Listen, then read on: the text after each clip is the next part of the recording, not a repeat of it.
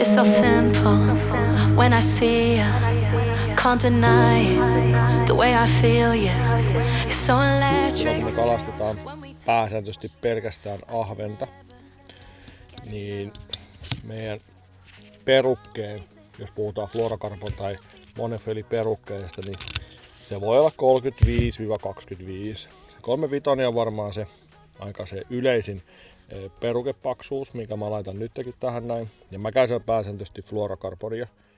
Nyt otetaan 35 ehkä senkin takia, että tässä nyt jonkun verran niitä pienempiä puikkareita, eli haukia löytyy. Mutta silloin jos me tiedetään, että on paljon niin sanotusti vaan pelkkää ahventa, että harvemmin löytyy haukia sieltä joukosta, niin kyllä mä aika useasti laitan sen 25. Se auttaa sitä veden läpäisemiskykyä, ohkaisempi peruke, ja mä oletan, että se myös näkyy kalalle huonommin. Jos me käytetään liian paksuja fluorokarboneita saatika monofiileja, niin tulee kelluttaa sitä viehettä ja se tuntuma vähän katoaa. Ja perukkeen pituus, niin se on käytännössä mulla niinku sylimitta.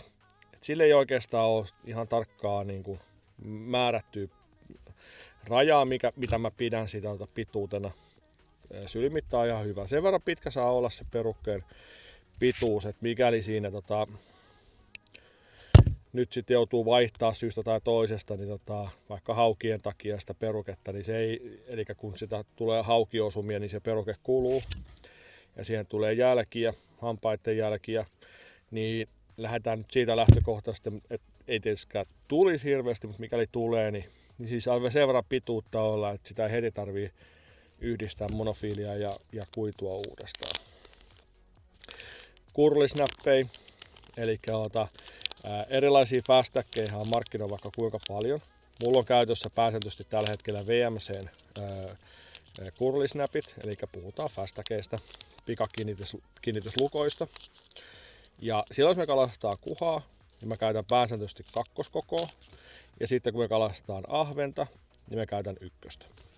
Ja VMC:n kurlisnäppi on siitä hyvä, että tämähän on aika pyöreä tää pohja.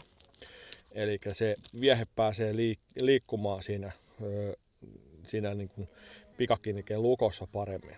Eli mikäli se on sitten semmoinen kulmikas tai kauhean tiukka, niin nämä esimerkiksi paksummat niin kuin kiinnitkekohdat näissä painoissa ja jikiruuveissa tai jikipäissä, niin turhaa ahistaa ja se helposti jää sitten siihen tiettyyn asentoon.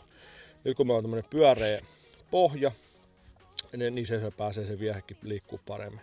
Ja tämä kurlisnäppi on siitä hyvä, että tähän myös se on helppo toi meidän nedi tai jikipää tai koukku niin pyöräyttää.